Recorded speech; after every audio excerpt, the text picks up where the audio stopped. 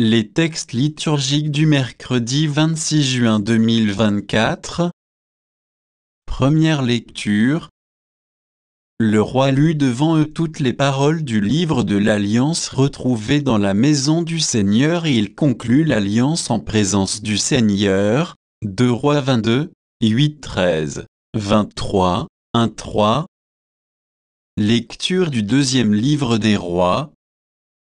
En ces jours-là, le grand prêtre Elsia dit au secrétaire Shaphan, « J'ai trouvé le livre de la loi dans la maison du Seigneur » et Elsia donna le livre à Shaphan celui-ci le lut. Puis, le secrétaire Shaphan alla chez le roi Josias et lui rendit compte de ce qui s'était passé. Il déclara, « L'argent trouvé dans la maison, tes serviteurs l'ont versé et remis entre les mains des maîtres d'œuvre, préposés à la maison du Seigneur. » Alors Shaphan, le secrétaire, annonça au roi, « Le prêtre Elsia m'a donné un livre » et Shaphan fit au roi la lecture de ce livre.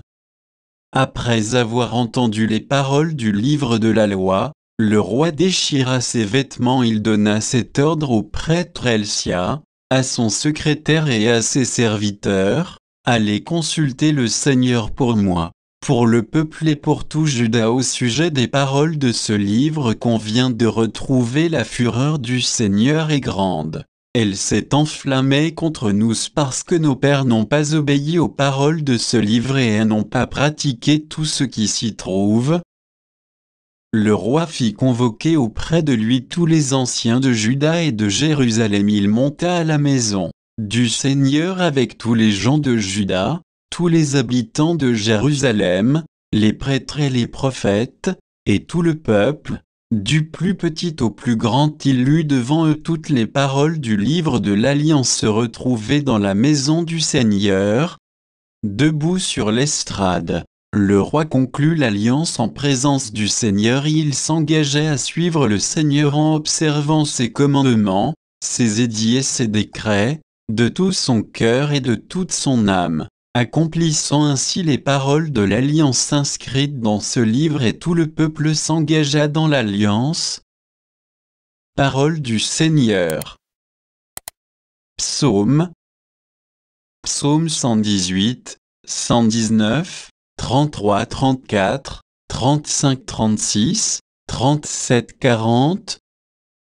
Enseigne-moi, Seigneur, le chemin de tes ordres, à les garder, j'aurai ma récompense. Montre-moi comment garder ta loi, que je l'observe de tout cœur. Guide-moi sur la voie de tes volontés, là, je me plais. Incline mon cœur vers tes exigences, non pas vers le profit. Détourne mes yeux des idoles, que tes chemins me fassent vivre voie. J'ai désiré tes préceptes, par ta justice fais-moi vivre. Évangile. C'est à leurs fruits que vous les reconnaîtrez. Matthieu 7, 15-20. Évangile de Jésus-Christ selon saint Matthieu.